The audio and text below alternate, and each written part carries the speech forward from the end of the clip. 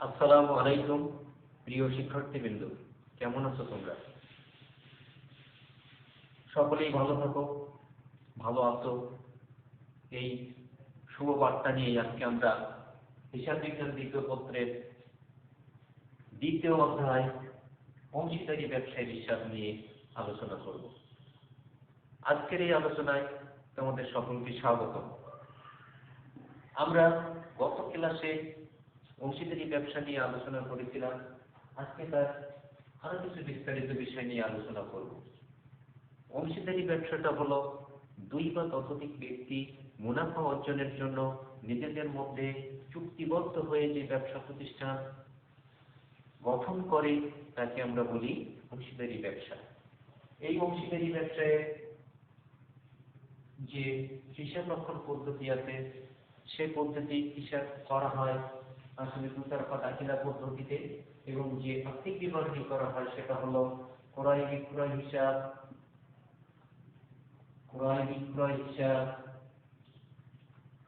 লাভ লোকসান হিসাব,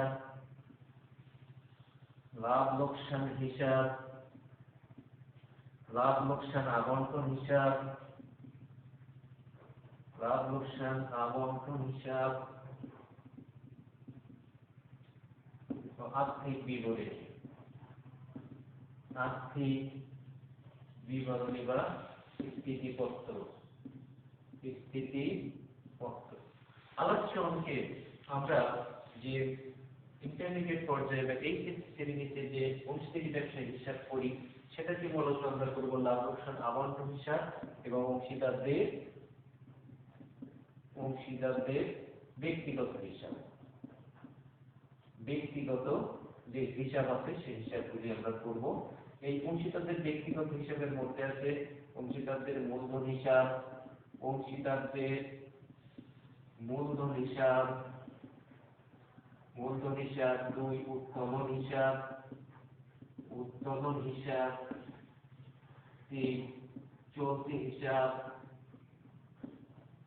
আর চার ঋণ হিসাব। তাহলে অংশীদারি ব্যবসায় যে হিসাব প্রক্রিয়া সেই প্রক্রিয়ায় আমাদেরকে মূলত দুইটি হিসাব করতে হবে। একটা হলো লাভ লোকসান আবন্টন হিসাব এবং অংশীদারদের ব্যক্তিগত হিসাব। অংশীদারদের ব্যক্তিগত হিসাবের মধ্যে চারটা হিসাব আছে: অংশীদারদের মূলধন হিসাব, উত্তোলন হিসাব, চলতি হিসাব আর ঋণ হিসাব। এখন আসা যাক অংশীদারদের। এখন আমরা যে বিষয়টা আলোচনা করব সেটা হলো লাভ লোকসান আবন্টন হিসাবটা কিভাবে করব। দুটা হিসাব পদ্ধতি আছে, একটা হলো টি ছকে, আরেকটা হলো বিবরণী ছকে। টি ছক এবং বিবরণী ছক। টি ছকটা এরকম, এটা হলো ডেবিট 500, এটা হলো ক্রেডিট 500, এটা হলো ডেবিট 500, এটা হলো ক্রেডিট 500। এটা হলো বিবরণী ছক। বিবরণী ছকটা এরকম: বিবরণ টাকা টাকা, বিবরণ টাকা টাকা। এখন উভয়ের ফলাফল একই আসবে, তবে একটি হলো বিবরণী ছক বা চলমান ছক, আর একটা হলো টি ছক বা সমাকল হিসাব ছক। এখন এই টি ছকে ডেবিট পাশে ব্যয়গুলি আর ক্রেডিট পাশে আয়গুলি, অর্থাৎ ডেবিট পাশে ব্যয় সংক্রান্ত দফা এবং ক্রেডিট পাশে আয় সংক্রান্ত দফা দেখানো হয়। আর বিবরণী ছকের উপরে দেখানো হয় আয় সমূহ আর নিচে দেখানো হয় ব্যয় সমূহ। এই ডেবিট এবং ক্রেডিটের পার্থক্য যেটা বের হয় সেটা হলো বন্টনযোগ্য লাভ, আর এর আয় এবং ব্যয়ের পার্থক্য যেটা বের হয় সেটাও বন্টনযোগ্য লাভ। তাহলে টি ছক এবং বিবরণী ছকের মধ্যে খুব একটা পার্থক্য নাই, একই ধরনের রেজাল্ট আছে। তবে যে আসলে আমরা সঠিকভাবে পূর্ণ করব। তবে এখন আধুনিকভাবে ঢাকা বিশ্ববিদ্যালয় সহ অন্যান্য বিশ্ববিদ্যালয়ে যে পরীক্ষাগুলি হয় সেখানে সাধারণত বিবরণী ছকের মাধ্যমেই অঙ্কগুলি সমাধান করা হয়ে থাকে। তো বিবরণী ছকে করাটাই সবচেয়ে উত্তম। এখন আসা যাক লাভ লোকসান আবন্টন হিসাবে বা লাভ লোকসান আবন্টন বিবরণীতে যে সমস্ত দফাগুলি হিসাবভুক্ত হয় সেই সম্পর্কে একটু আলোচনা করা যায়। প্রথমে আমরা যেটা করব ব্যয় কোষের তথ্যগুলি নিয়ে। 1 নাম্বার, মূলধনের সুদ, মূলধনের সুদ। এই মূলধনের সুদ সম্পর্কে আসলে আমাদের প্রশ্নপত্রের 2-3 ধরনের সমস্যা থাকতে পারে। সেটা এরকম যে প্রারম্ভিক মূলধনের উপরে সুদ নির্ণয় করা। প্রারম্ভিক মূলধনের উপরে যদি আমাদের সুদ নির্ণয় করতে বলে, সেক্ষেত্রে অঙ্কে যে প্রারম্ভিক মূলধন দেওয়া থাকবে সেই মূলধনের উপরে সুদ নির্দিষ্ট হারে পার্সেন্টেজ কেটে নিতে হবে। তাহলে প্রারম্ভিক মূলধন নির্ণয় করার ভিত্তি হলো প্রারম্ভিক মূলধন গুণ সুদের হার। নির্ণীত ফলাফল হবে মূলধনের সুদ। আর অঙ্কে যদি বলে যে মূলধনের সুদ নির্ণয় করো, যদি মূলধনের সুদ নির্ণয় করার কথা বলে, তাহলে এক্ষেত্রে অঙ্কে যদি অতিরিক্ত মূলধন দেওয়া থাকে, সেই অতিরিক্ত মূলধনের উপরে সুদ নিতে হবে। সেক্ষেত্রে প্রারম্ভিক মূলধনের উপরে পুরো বছরের সুদ নিতে হবে এবং অতিরিক্ত মূলধনের উপরে সময় অনুপাতে সুদ নিতে হবে। তাহলে আমরা একটুখানি দেখি সেটা কেমন হবে। সেক্ষেত্রে প্রারম্ভিক মূলধনের সুদ এটা তো হবে যোগ অতিরিক্ত মূলধন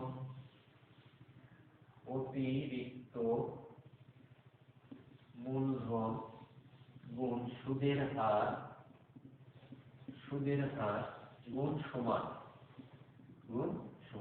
এখানে একটা নির্ণীত সুদ বেরোবে।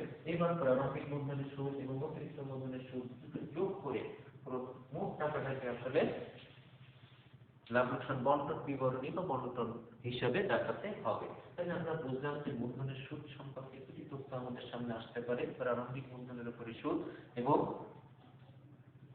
মূলধনের উপরে সুদ। শুধু প্রারম্ভিক মূলধনের সুদ নিতে বললে আমরা প্রারম্ভিক মূলধনের উপরে সুদ নির্দিষ্ট হারে সুদ কেটে নেব।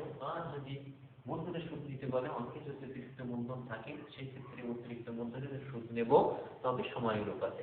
আর যদি সময় সুনির্দিষ্ট না থাকে, তাহলে অতিরিক্ত মূলধনের উপরে সুদ নেবার প্রয়োজন নাই। সেক্ষেত্রে আমরা একটা ছোট্ট টিকা উপস্থাপন করব। তবে এই ক্ষেত্রে একটা বিষয় আছে, চুক্তিপত্রে যদি মূলধনের সুদ নেওয়ার কথা না বলা থাকে, তাহলে আমরা সেক্ষেত্রে মূলধনের উপরে কোনো সুদ চার্জ করব না।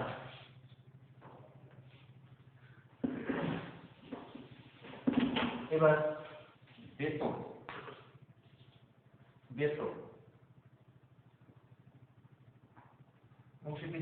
ব্যবসায় অনেক সময় বেতন থাকতে পারে। এই বেতন সম্পর্কে 3টি কথা আছে।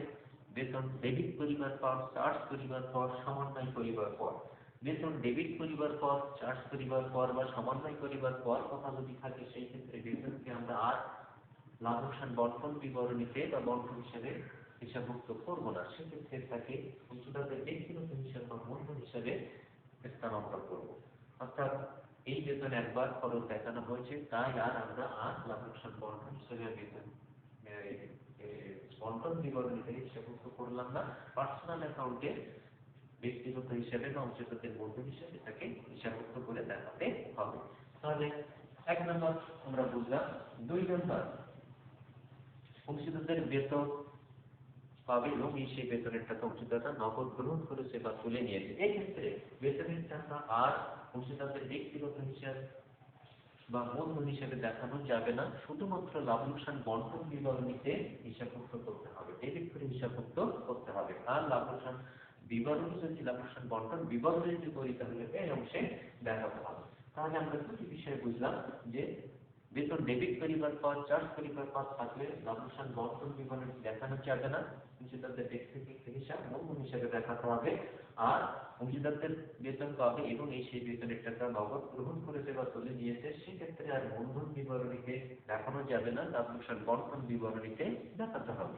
আর বেতন ডেবিট করিবার পর, চার্জ করিবার পর এবং সেই বেতনের টাকা আবার নগদ তুলে নিয়েছে, বেতন ডেবিটও হয়েছে আবার নগদ গ্রহণ হয়েছে, সেক্ষেত্রে এই বেতন আর লাভ লোকসান বন্টন বিবরণী এবং অংশীদারদের ব্যক্তিগত হিসাব মূলধন বিবরণীতে কোনো অবস্থাতে আর দেখানো যাবে না। অর্থাৎ দুই হিসাবে কোথাও দেখানো যাবে না। তাহলে আমরা বেতন সম্পর্কে বুঝলাম যে বেতন যদি সামনে আসতে পারে, সেই বেতনটা কিভাবে হিসাবভুক্ত করবো সেটা আমরা বুঝলাম। এবার ঋণের সুদ।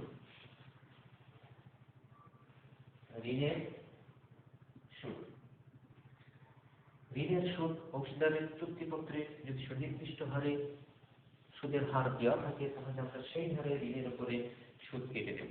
যদি অংশীদারি চুক্তিপত্রে কোনো সুদের হার দেওয়া না থাকে, চুক্তির অবর্তমানে অংশীদারি আইন অনুপাতে 6% হারে আমরা ঋণের সুদ কেটে দেব। এই ঋণের সুদকে আমরা লাভ লোকসান বন্টন বিবরণীতে দেখাবো, ব্যয় হিসেবে দেখাবো এবং অংশীদারদের পার্সোনাল অ্যাকাউন্টে মূলধন বিবরণী বা চলতি হিসাবে হিসাবভুক্ত করব। আর চক্রবৃদ্ধি সুদ হিসাবভুক্ত, চক্রবৃদ্ধি অনুপাতে যদি আমরা এই ঋণের সুদটা হিসাবভুক্ত করি তখন আর পার্সোনাল অ্যাকাউন্টে বা মূলধন বিবরণীতে না দেখায় এই ঋণের সুদটাকে তখন ঋণ হিসাবে হিসাবভুক্ত করব। এটাই যুক্তি সঠিক। যদি আমরা সরল সুদ বিবেচনা করি তাহলে ব্যক্তিগত হিসাব মূলধন বিবরণীতে বা চলতি বিবরণীতে দেখাবো। আর যদি চক্রবৃদ্ধি সুদ বিবেচনা করি তাহলে এটাকে মূলধন বিবরণীতে না দেখায় ঋণ হিসাবে আমরা হিসাবভুক্ত করবো। তাহলে ঋণের সুদ সম্পর্কে আমরা যেটা বুঝলাম যে ঋণের উপরে চুক্তিতে যে সুনির্দিষ্ট হার দেওয়া থাকবে সেই অনুপাতে সুদ চার্জ করতে হবে। যদি সুনির্দিষ্ট হার না থাকে তাহলে চুক্তির অবর্তমানে আইন অনুপাতে 6% হারে সুদ নিতে হবে। এবার কমিশন কমিশন কমিশন এই কমিশন তিন ভাবে সামনে আমাদের আসতে পারে। একটা হলো নিট লাভের উপরে কমিশন, একটা হলো বন্টনযোগ্য নিট লাভের উপরে কমিশন, আর একটা হলো কমিশন চার্জ করার পরে কমিশন। তাহলে তিনটি কথা আমাদের সামনে আসবে। একটা হলো নিট লাভের উপরে কমিশন, আরেকটা হলো বন্টনযোগ্য লাভের উপরে কমিশন, আরেকটা হলো কমিশন চার্জ বন্টনযোগ্য লাভের উপরে কমিশন চার্জ করার পরবর্তী কমিশন। নিট লাভের উপরে যদি কমিশন হয়, নিট লাভের উপরে কমিশন হলে নিট লাভের উপরে কমিশন নিট লাভের উপরে যদি কমিশন চার্জ করতে বলে সেক্ষেত্রে কমিশনের পরিমাণ হবে কমিশন সমান নিট লাভ গুণ কমিশনের হার। তাহলে আমরা বুঝলাম যে কমিশন নিট লাভের উপরে নির্ধারণ করতে বললে আমাকে যে নিট লাভ দেওয়া থাকবে তার উপরে কমিশনের হার কাটাকাটি করলে আমাদের কমিশনের পরিমাণ পাওয়া যাবে। এখন নিট লাভটা কি আয় বিবরণী থেকে যে নিট লাভ আমাদের বের হয়, যে নিট লাভ আমাদের অঙ্কে প্রদত্ত থাকে সেই লাভের উপরে আমরা এটাকে নির্ধারণ করব এবং এই কমিশনকে লাভ লোকসান বন্টন বিবরণীতে হিসাবভুক্ত করব। আর যদি বলে বন্টনযোগ্য লাভের উপরে কমিশন, বন্টনযোগ্য লাভের উপরে কমিশন, লাভের উপরে কমিশন, এটা হবে কমিশন সমান বন্টনযোগ্য লাভ গুণ কমিশনের হার। তাহলে এখানে আমরা বুঝলাম যে বন্টনযোগ্য লাভের উপরে যদি কমিশন নির্ধারণ করতে বলে তাহলে আমরা বন্টনযোগ্য লাভটা বের করে নেব, অর্থাৎ নেট লাভ মানে আয় বিবরণীতে আয়ের টোটাল মোট আয় থেকে যে কমিশন ছাড়া অন্যান্য যে ব্যয়গুলি আছে সেটা বাদ দিয়ে যে বন্টনযোগ্য লাভটা বের হবে সেই বন্টনযোগ্য লাভের উপরে কমিশনের হারটা চার্জ করলে এই কমিশনটা পাওয়া যায়। আর যদি বলে কমিশন চার্জ করার বন্টনযোগ্য লাভের উপরে কমিশন ধার্য করার পর বন্টনযোগ্য লাভের উপরে কমিশন, ক্ষেত্রে কমিশন হবে কমিশন সমান বন্টনযোগ্য কমিশন পরবর্তী বন্টনযোগ্য লাভ, কমিশন বন্টনযোগ্য লাভ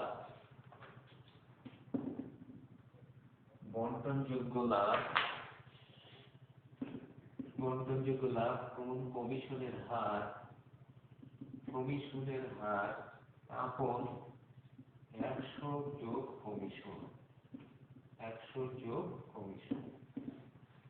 তাহলে আমরা এই ক্ষেত্রে কমিশন ধার্য হবে বন্টনযোগ্য লাভ যেটা বের হবে তার সাথে কমিশনের হার গুণ করতে হবে এবং 100 সাথে কমিশনের যে হার আছে সেটা যোগ করে নিয়ে আমাদের ভাগে ভাগাভাগি করলেই কমিশনের পরিমাণ পাওয়া যায়।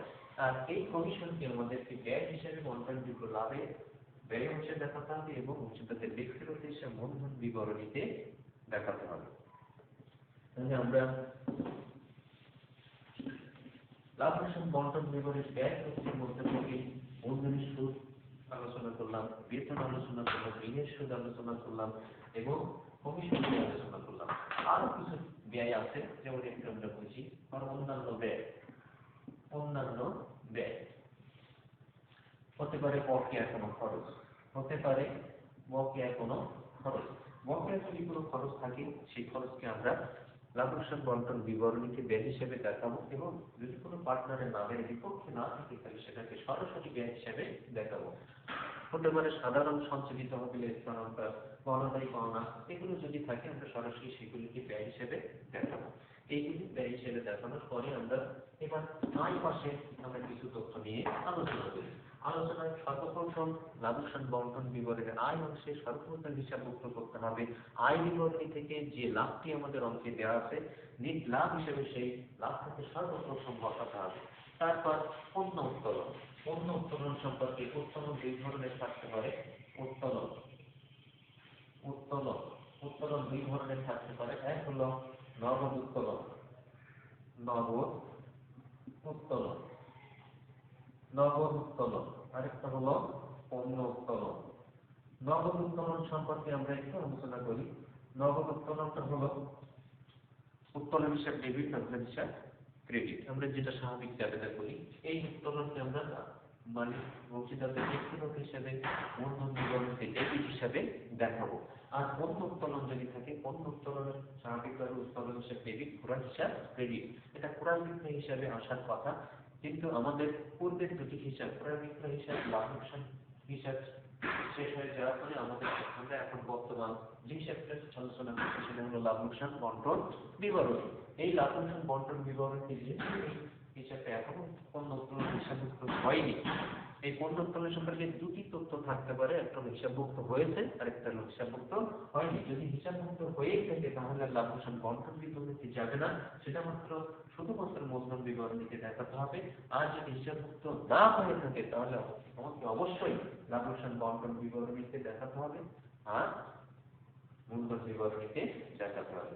লাভ লোকসান বন্টন বিবরণীতে আমরা ক্রেডিট হিসেবে দেখাবো, যেহেতু জাবেদা হয় উত্তোলন হিসাব ডেবিট, লাভ লোকসান বন্টন হিসাব ক্রেডিট। লাভ লোকসান বন্টন হিসাব ক্রেডিট, যেটা ক্রয়ের দেওয়ার কথা ছিল উত্তোলন হিসাব ডেবিট, ক্রয় হিসাব ক্রেডিট, কিন্তু সেখানে আমাদের কার্যক্রম শেষ হয়ে যাওয়ার কারণে, হিসাবটি শেষ হয়ে যাওয়ার কারণে বন্টন বিবরণী আমরা সামনে পেয়েছি, এখানে হিসাবযুক্ত করবো আর মূলধন বিবরণীতে দেখাবো। তাহলে আমরা পণ্য উত্তোলন সম্পর্কে বুঝলাম, উত্তোলন সম্পর্কে বুঝলাম। এবার উত্তোলনের সুদ। উত্তোলনের উত্তোলনের সুদ উত্তোলনের সুদ। এই উত্তোলনের সুদ নিয়ে আসলে একটা জটিলতা তৈরি হয় পরীক্ষার প্রশ্নে। উত্তোলনের সুদ সম্পর্কে আমরা একটু আলোচনা করি। উত্তোলনের সুদ। উত্তোলনের সুদ নিয়ে যদি সারা বছর ধরে উত্তোলন করা থাকে তাহলে আমাদেরকে উত্তোলনের পরিমাণ গুণ সুদের হার গুণ গড় সময় হার অনুপাতে মিন পিরিয়ড হার অনুপাতে 6 মাসের সুদ নিতে হবে। যদি যদি সারা বছর ধরে উত্তোলন করে, সারা বছর ধরে উত্তোলন করে সেক্ষেত্রে সুদ সমান উত্তোলন গুণ সুদের হার গুণ 6/12 বা 1/2, এটা আমাদের সুদ পাওয়া যাবে। যদি উত্তোলনের সুনির্দিষ্ট সময় থাকে, যদি উত্তোলনের সময় উল্লেখ থাকে,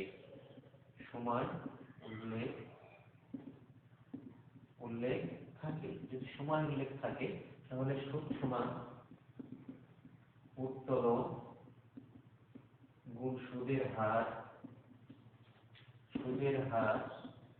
গুণ সমান। তাহলে আমরা দুটো বিষয় বুঝলাম। একটা হলো যদি সারা বছর ধরে উত্তোলন করে সেক্ষেত্রে সুদ হবে উত্তোলনের পরিমাণ সুদের হার গুণ 6/12 বা 1/2। আর যদি উত্তোলনের সময় উল্লেখ থাকে তাহলে সুদ সমান উত্তোলন গুণ সুদের হার গুণ সময়। এছাড়াও উত্তোলনের সুদের আরো একটা সমস্যা আমাদের সামনে থাকে, সেটা এরকম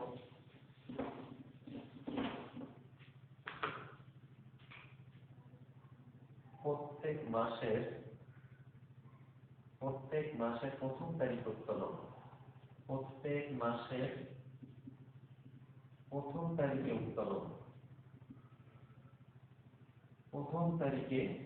উত্তোলন, এক্ষেত্রে সুদ হবে মাসিক উত্তোলন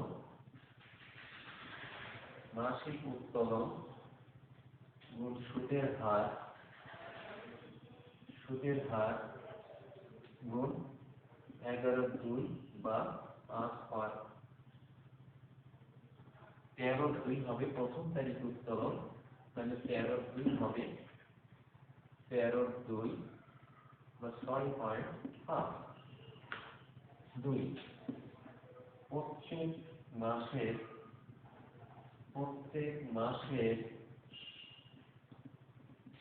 মাসের শেষ তারিখে উত্তোলন, শেষ তারিখে উত্তোলন, তাহলে সুদ হবে মাসিক উত্তোলন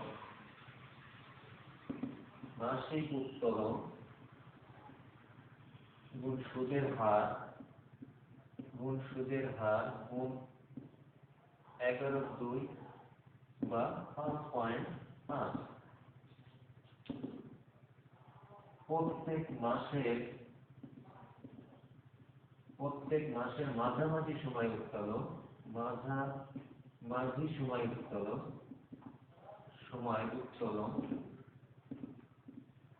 এক্ষেত্রে সুদ হবে মাসিক উত্তোলন গুণ সুদের হার গুণ 12/2। তাহলে তিনটা বিষয় আমরা এখানে উপস্থাপন করেছি। প্রত্যেক মাসের প্রথম তারিখে যদি উত্তোলন করে তাহলে সুদ হবে মাসিক উত্তোলন গুণ সুদের হার গুণ 13/2 বা 6.5। প্রত্যেক মাসের শেষ তারিখে যদি উত্তোলন করে সুদ হবে মাসিক উত্তোলন গুণ সুদের হার গুণ 11/2 বা 5.5। প্রত্যেক মাসের মাঝামাঝি সময় যদি উত্তোলন করে তাহলে সুদ হবে মাসিক উত্তোলন গুণ সুদের হার গুণ 12/2 বা 6। এই হলো আমাদের। আরো দুটো আছে, যদি 2 মাস পর উত্তোলন হয়, 2 মাস পর উত্তোলন, এখানে সুদ সমান মাসিক উত্তোলন গুণ সুদের হার গুণ 5/2 বা 2.5। 3 মাস পর উত্তোলন, 3 মাস পর উত্তোলন, এক্ষেত্রে সুদ হবে মাসিক উত্তোলন গুণ সুদের হার গুণ 3/2 বা 1.5। তাহলে উত্তোলনের সুদের কয়েকটা বিষয় আমরা দেখতেছি, যে প্রত্যেক মাসের প্রথম তারিখ উত্তোলন, প্রত্যেক মাসের শেষ তারিখ উত্তোলন, প্রত্যেক মাসের মাঝামাঝি সময় উত্তোলন, 2 মাস পর উত্তোলন এবং 3 মাস পর উত্তোলন। এর দুইটা পদ্ধতি আছে সুদ নির্ণয়ের, একটা হলো গুণন পদ্ধতি আর একটা হলো সংক্ষিপ্ত পদ্ধতি। গুণন পদ্ধতিটা আসলে নির্ণয় করতে গেলে অনেক সময়ের প্রয়োজন হবে, তাই আমরা সংক্ষিপ্ত পদ্ধতিটা উপস্থাপন করলাম। এর মাধ্যমে আমরা উত্তোলনের সূত্র সহজে নির্ণয় করতে পারবো। আর এই উত্তোলনের সূত্রটাকে লাভ লোকসান বন্টন বিবরণীতে বা লাভ লোকসান বন্টন হিসাবে আয় অংশে দেখাতে হবে এবং অংশীদারদের ব্যক্তিগত হিসাব মূলধন হিসাবে আমাদেরকে মূলধন থেকে কমায় দেখাতে হবে। এবার অন্যান্য আয়, অন্যান্য যদি কোনো আয় থাকে, সেই আয় থেকে অন্যান্য কোনো আয় থাকলে অন্যান্য কোনো আয় থাকলে সেটাকে আমাদের অন্যান্য আয়, অন্যান্য আয় যদি থাকে সেই আয়টাকে আমাদের লাভ লোকসান বন্টন বিবরণীতে আয় হিসেবে দেখাতে হবে। আর যদি কোনো পার্টনারের নামে থাকে তাহলে সেই পার্টনারের হিসাবে হিসাবভুক্ত করতে হবে। তাহলে আমরা লাভ লোকসান বন্টন বিবরণী যে সমস্ত গুরুত্বপূর্ণ দফা থাকতে পারে বা আইটেম থাকতে পারে সেটা নিয়ে আলোচনা করলাম। এইবার লাভ লোকসান বন্টন বিবরণী আয়, সামগ্রিক আয় থেকে ব্যয়গুলি বাদ দেওয়ার পরে আমাদের যেটা বেরিয়ে আসবে সেটাকে আমরা বলবো বন্টনযোগ্য লাভ। সেটাকে আমরা কি বলবো? বন্টনযোগ্য লাভ। এই বন্টনযোগ্য লাভ মোট আয় ধরে নিলাম এই, এটা হলো মোট ব্যয় ধরে নিলাম এই, এটাকে আমরা যদি টাকা লিখি তাহলে এরকম 10,000, এটা ধরে নিলাম 6,000। তাহলে এই যে বের হলো এইটাকে আমরা কি বলবো? এটাকে বলবো বন্টনযোগ্য লাভ। এটাকে আমরা বলবো বন্টনযোগ্য লাভ। এই বন্টনযোগ্য লাভ অংশীদারদের মধ্যে ভাগ করে দিতে হবে। চুক্তিপত্রে যদি সুনির্দিষ্ট ভিত্তি থাকে তাহলে সেই অনুপাতে ভাগ করতে হবে। যদি চুক্তিপত্রে সুনির্দিষ্ট কোনো ভিত্তি না থাকে তাহলে আমাদেরকে যদি আইনের অবর্তমানে সমান অনুপাতে ভাগ করতে হবে। কি করতে হবে? সমান অনুপাতে ভাগ করতে হবে। তাহলে এই বন্টনযোগ্য লাভটা সমস্ত অংশীদারেরা ভাগ পাবে।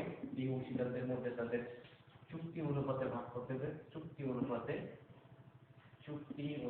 ভাগ করতে হবে, ভাগ করতে হবে।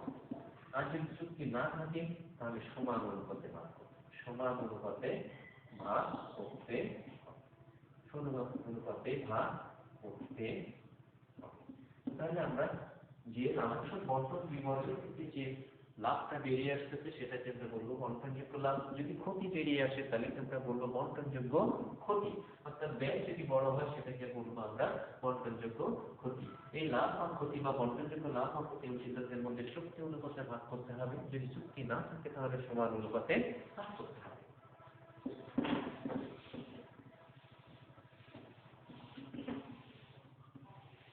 এরপরে আমাদের লাভ লোকসান বন্টন বিবরণী পরে আমাদেরকে করতে হবে অংশীদারদের মূলধন বিবরণী। অংশীদারদের মূলধন বিবরণী। এই অংশীদারদের মূলধন বিবরণী করার দুটি পদ্ধতি, আমাদের মূলধন হিসাব করার দুটি পদ্ধতি আমাদের সামনে আছে। একটা হলো পরিবর্তনশীল মূলধন পদ্ধতি আর একটা হলো স্থিতিশীল মূলধন পদ্ধতি। যে মূলধন পদ্ধতিতে মূলধনে যে পরিমাণ টাকা বিনিয়োগ করে থাকে সেই মূলধনের সাথে অন্যান্য প্রাপ্য অংশ যোগ বিয়োগ হওয়ার পরে যে মূলধন করে যে মূলধন হিসাবটা তৈরি করা হয় সেটা হলো পরিবর্তনশীল মূলধন পদ্ধতি। অর্থাৎ এখানে বিনিয়োগকৃত মূলধনের সাথে অংশীদারদের পাওনা দেনা প্লাস মাইনাস বা যোগ বিয়োগ করতে হয় এবং সর্বশেষে সমাপনী মূলধন দেখা দেয়। এটাকে বলি আমরা পরিবর্তনশীল মূলধন পদ্ধতি। আর একটা আছে স্থিতিশীল মূলধন পদ্ধতি বা স্থায়ী মূলধন পদ্ধতি। যে মূলধন পদ্ধতিতে বিনিয়োগকৃত মূলধন সাথে অতিরিক্ত মূলধন ছাড়া আর কোনো তথ্য বা প্রাপ্য ও পাওনা ও দেনা অংশ দেখানো হয় না সেটাকে বলি আমরা পরিবর্তনশীল মূলধন পদ্ধতি। তাহলে অংশীদারি ব্যবসায় যে অন্য পাওনা দেনা যেটা থাকে সেটার জন্য আলাদা একটা হিসাব তৈরি করতে হয় এই স্থায়ী মূলধন পদ্ধতিতে বা স্থিতিশীল মূলধন পদ্ধতিতে। সেটা হলো অংশীদারদের চলতি হিসাব পদ্ধতি বিবরণী। তাহলে আমরা অংশীদারদের মূলধন বিবরণীকে কিভাবে হিসাবভুক্ত করতে পারি সেটা নিয়ে একটু আলোচনা করবো। মূলধন বিবরণ সস্তা বিবরণীর সাথে যদি আমরা করি এরকম হবে, এরকম হবে বিবরণ টাকা ধরে নেই আমরা আফিক আর রফিক। এই মূলধন বিবরণী যখন আমরা হিসাবভুক্ত করবো সর্বপ্রথম মূলধনের অংশটা দেওয়ার চেষ্টা করব। এই মূলধন ব্যবসাটা দুই ধরনের হতে পারে, একটা হলো পুরানো ব্যবসা আর একটা হলো নতুন ব্যবসা। পুরানো ব্যবসা আমরা কিভাবে চিনব? পুরানো ব্যবসাটা যখন তার প্রারম্ভিক মূলধন থাকবে, মূলধন উদ্বৃত্ত যখন থাকবে সেটাকে আমরা ধরে নেব যেটা পুরানো ব্যবসা। আর যদি মূলধন নিয়ে ব্যবসা শুরু করে সেটাকে আমরা ধরবো নতুন ব্যবসা। পুরোনো ব্যবসা যদি থাকে হয় তাহলে সেটাকে আমরা বলবো প্রারম্ভিক উদ্বৃত্ত। যে মূলধনটা ব্যবসায় ছিল সেটাকে আমরা বলবো প্রারম্ভিক উদ্বৃত্ত। প্রারম্ভিক উদ্ধৃত শশা টাকা, তাহলে শশা ঘরে দেব। আর যদি নতুন ব্যবসা হয় তাহলে এটাকে আমরা লিখব নগদান, এটাকে আমরা লিখব নগদান হিসাব, নগদান হিসাব, নগদান হিসাব। তাহলে প্রথমে আমরা মূলধনের উদ্বৃত্তটা দেব। যদি নতুন ব্যবসা হয় তাহলে প্রারম্ভিক উদ্বৃত্ত বা সেই নগদান হিসাব যে টাকা নিয়ে ব্যবসা শুরু করেছিল সেটা নগদান হিসাব বলে হিসাব করব। এছাড়া কোনো কোনো অংশীদার অতিরিক্ত মূলধন ব্যবসা আনতে পারে, সেক্ষেত্রে সেই অতিরিক্ত মূলধন থেকে আমরা নগদান হিসাব বলে হিসাবভুক্ত করব। কি নামে হিসাবভুক্ত করব? নগদান হিসাব নামে, নগদান হিসাব। এটাকে আমরা অতিরিক্ত মূলধন, যেটাকে অতিরিক্ত মূলধন লিখব, লিখে যার টাকা তার ঘরে লিখব। এরপরে যে পাওনাটা আছে অংশীদারি ব্যবসায়ের লাভ লোকসান বন্টন বিবরণ থেকে যে পাওনা অংশটুকু আছে সেই পাওনা অংশটুকু লিখবো।